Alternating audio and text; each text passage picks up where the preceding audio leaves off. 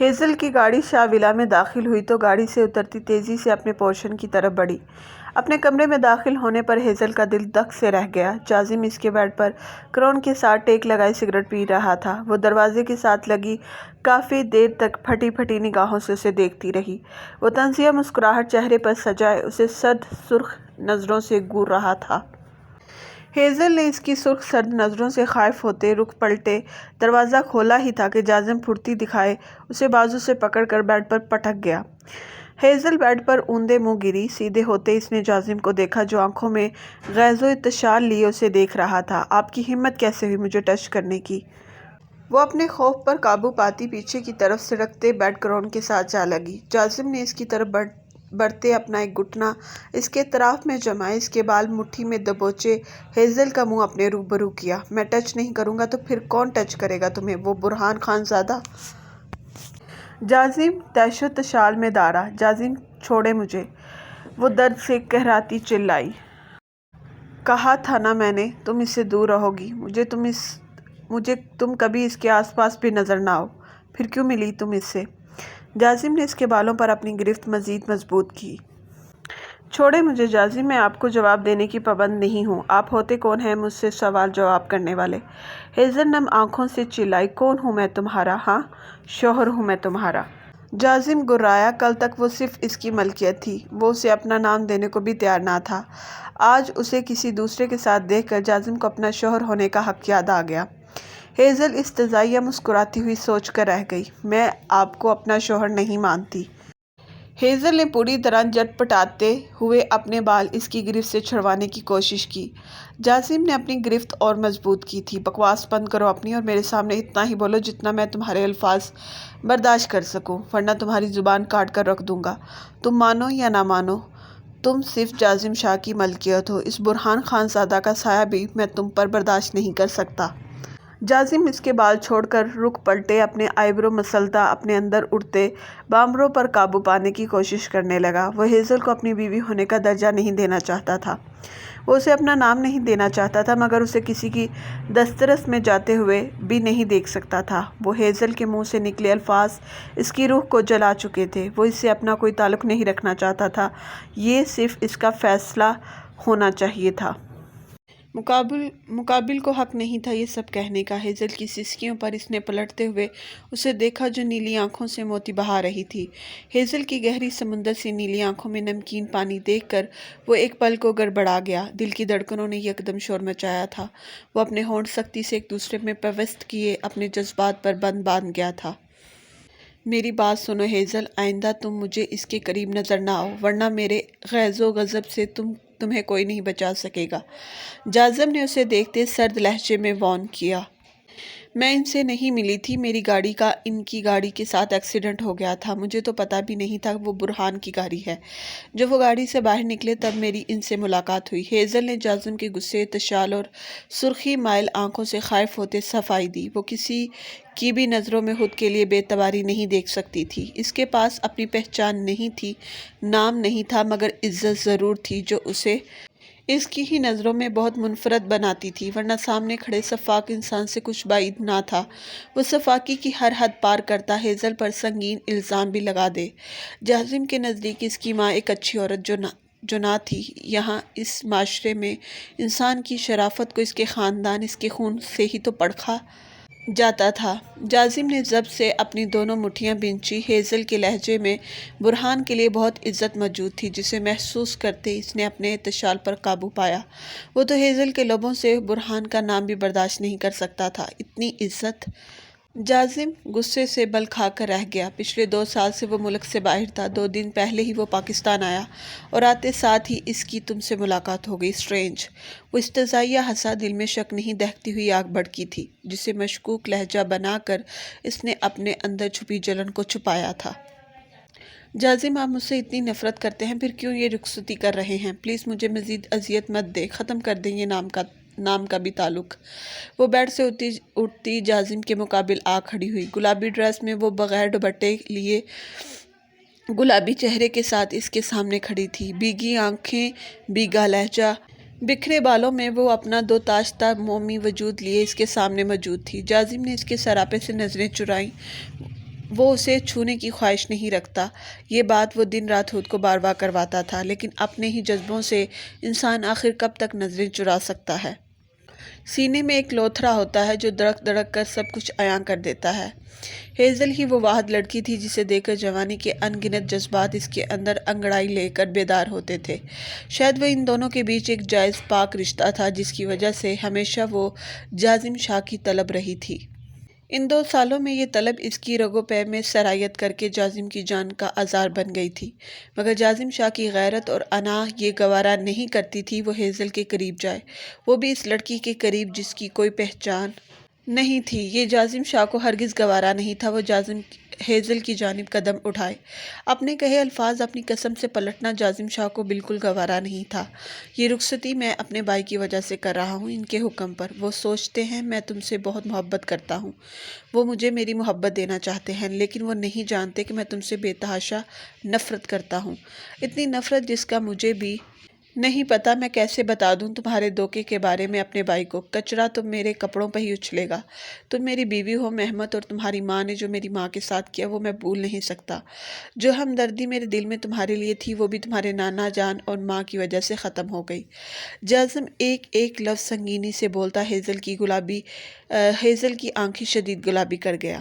Mister جازم شاہ، میں بھی یہ رخصتی صرف اپنی بہن کی وجہ سے کر رہی ہوں۔ میں اسے شاویز بھائی کے ساتھ خوش دیکھنا چاہتی ہوں۔ صرف شاویز بھائی کو پاکستان بلانے کے لیے میں اس شادی پر آمادہ ہوئی ہوں۔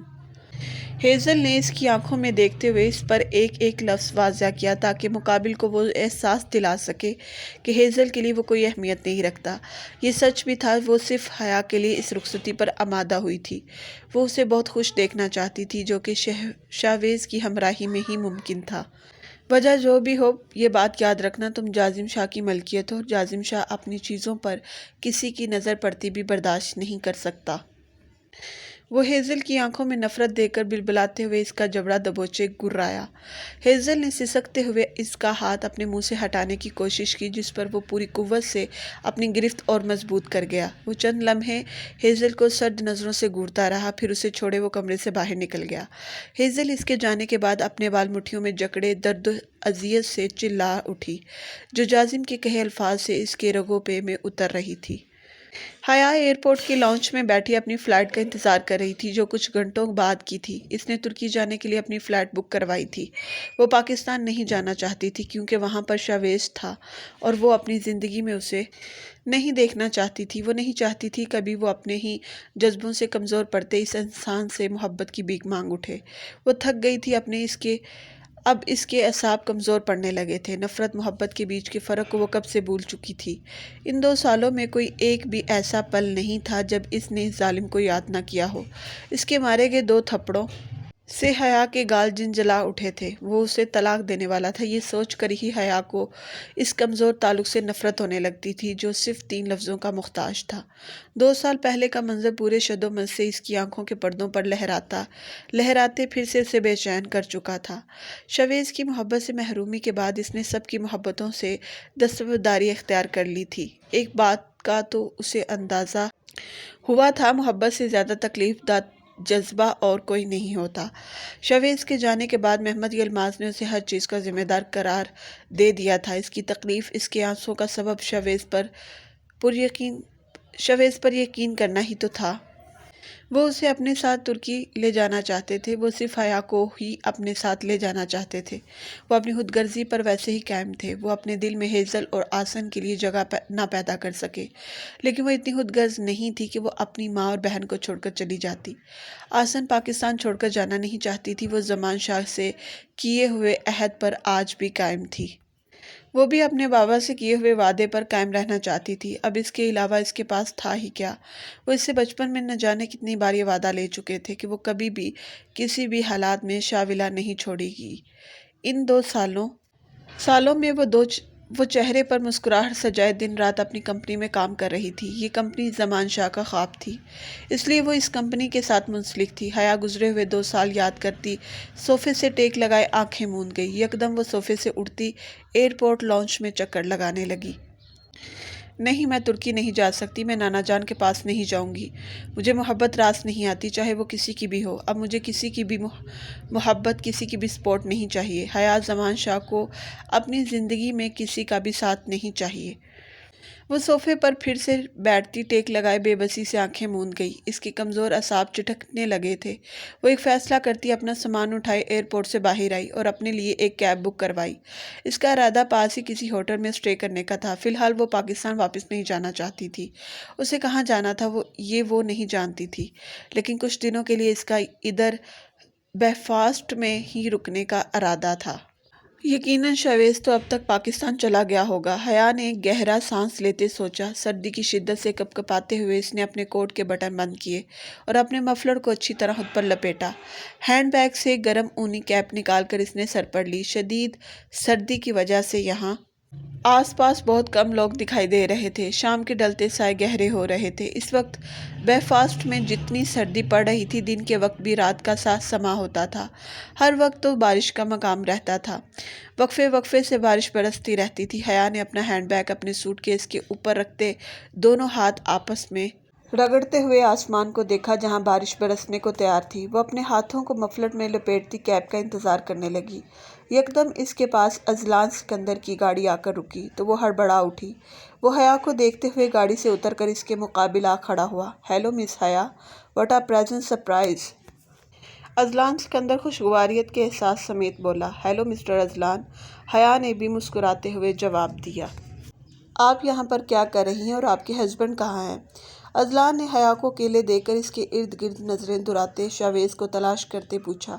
شاویز کو وہاں نہ پا کر وہ حیرت زدہ ہوا تھا۔ کل تک تو وہ اپنی بیوی کو لے کر انتہائی پوزیسو ہو رہا تھا، یہاں تک کہ اس نے کروڑوں کی ڈیل کینسل کر دی تھی، جبکہ آج اس نے اپنی کمسن حسین بیوی کو یوں اکیلا چھوڑ دیا تھا۔ اذلان سکندر کے لیے یہ بات کافی عجیب تھی، مگر جو بھی تھا، حیا کو اکیلے دیکھ کر وہ بہت مسرور ہوا تھا۔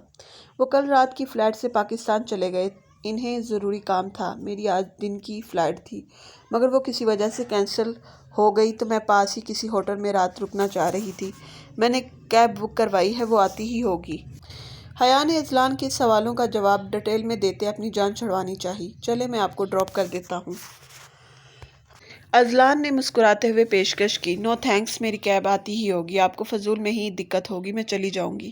حیا نے اسپاٹ لہجے میں انکار کیا۔ اسے اذلان سکندر کی پیشکش پسند نہیں آئی تھی اور نہ ہی اس کی بلا وجہ کی فرینکنس اچھی لگی تھی۔ مس حیا، میں پاس ہی ہوٹل میں ٹھہرا ہوں، میں وہیں جا کر آپ کو ڈراپ کر دوں گا، بھلا مجھے کیا دقت ہو سکتی ہے؟ اذلان کے بار بار اصرار کرنے پر حیا کے چہرے پر ناگواری برا تاثر ابھرا۔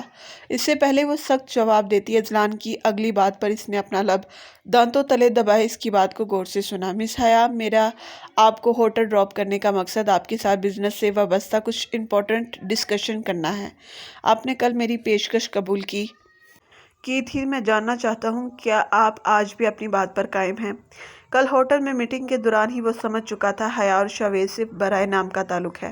وہ حیا کے ڈیزائنز کے ساتھ ساتھ اس کی بے پناہ خوبصورتی اور کم سنی سے بھی متاثر ہوا تھا۔ اذلان سکندر بہت پرانا کھلاڑی تھا، اتنی آسانی سے وہ اپنے ہاتھ آئے شکار کو جانے نہیں دے سکتا تھا۔ وہ اس کی خوبصورتی اور ہنر دونوں کو کیش کرنا چاہتا تھا۔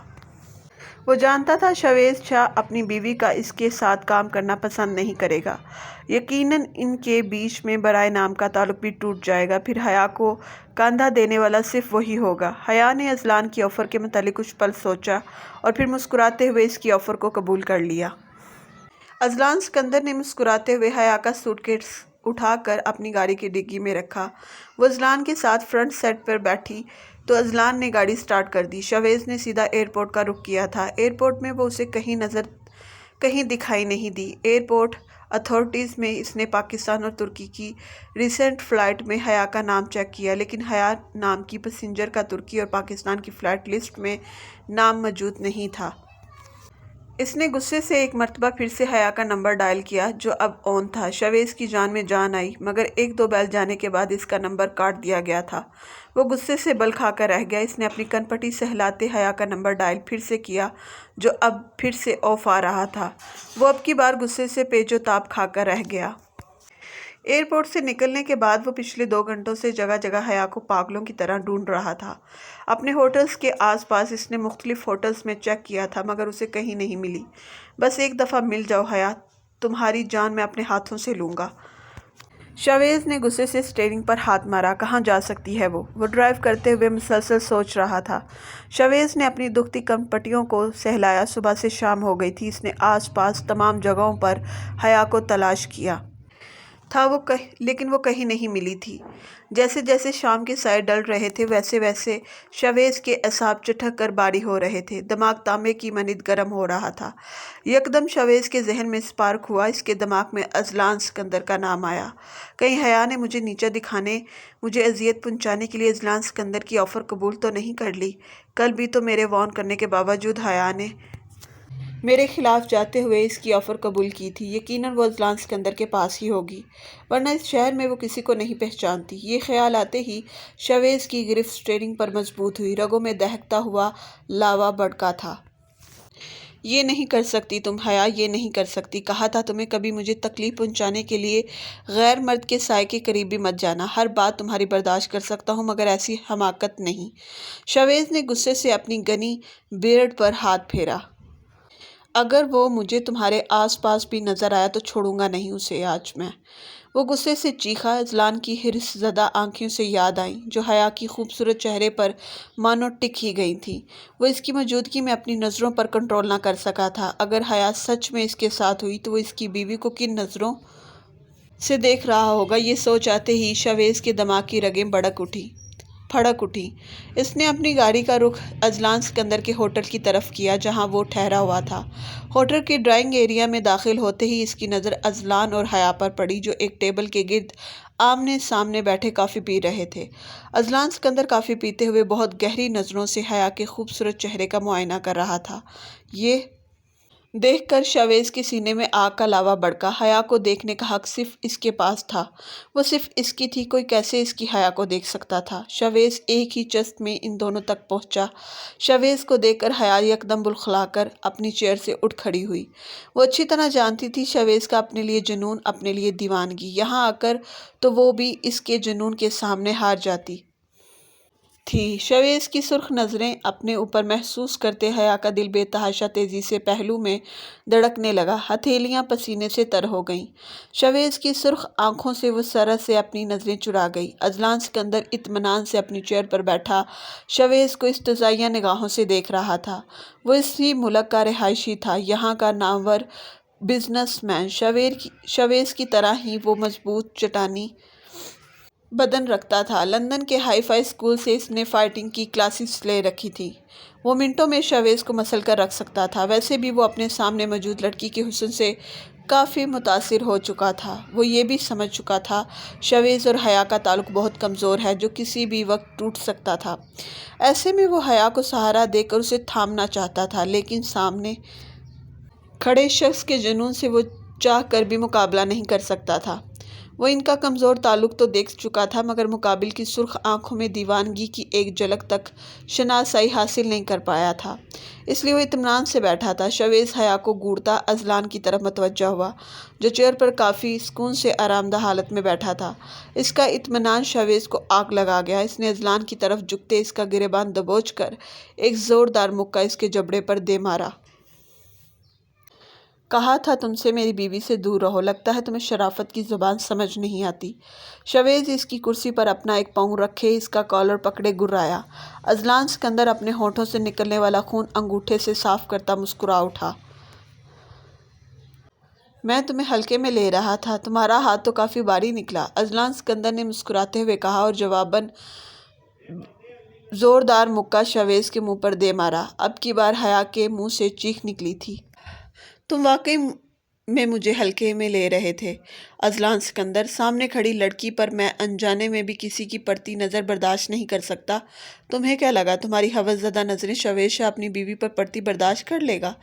شاویز نے اذلان کا بازو مروڑتے اس کی کمر کے ساتھ لگاتے اسے پیچھے گردن سے دبوچ کر ایک زوردار ٹھوکر اس کے گھٹنے پر دے ماری۔ وہ درد سے کرا اٹھا تھا۔ شاویز نے بنا اسے کوئی موقع دیے نیچے جھکا کر اس کا منہ ٹیبل پر رکھے اذلان کی گردن دبوچی، جس سے وہ حرکت کرنے کے بھی قابل نہ رہا۔ چھوڑوں گا نہیں میں تمہیں شویز شاہ، میں تمہیں برباد کر دوں گا۔ اذلان سکندر گررایا اور اپنی پوری کوشش کے باوجود خود کو چھڑوا نہیں پا رہا تھا۔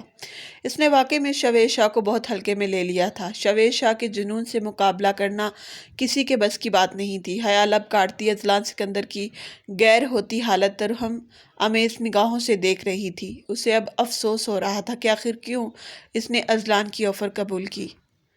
شویز کیا کر رہے ہیں؟ چھوڑیں اسے۔ یقیناً ہوٹل انتظامیہ نے پولیس کو کال کر دی ہوگی، وہ آتی ہی ہوگی۔ حیا نے آس پاس نظریں دورائیں۔ ہوٹل پر بیٹھے بہت سے لوگ ان کی طرف متوجہ تھے۔ یہ پاکستان نہیں ہے جہاں آپ کو آپ کا نام سن کر ہی پولیس چھوڑ دے، چلیں یہاں سے۔ حیا نے اس کا بازو پکڑا جسے شویز نے جھٹکے سے چھڑواتے ہوئے ایک قہر بھری نظر اس پر ڈالی۔ تم سے تو میں بعد میں حساب لوں گا، پہلے اس ذلیل انسان سے لے لوں۔ شویز نے ایک زوردار مکہ اس کے گال پر جڑتے اذلان کا چہرہ ٹیبل پر پٹکا اور حیا کا ہاتھ پکڑے وہ تیزی سے وہاں سے نکل گیا۔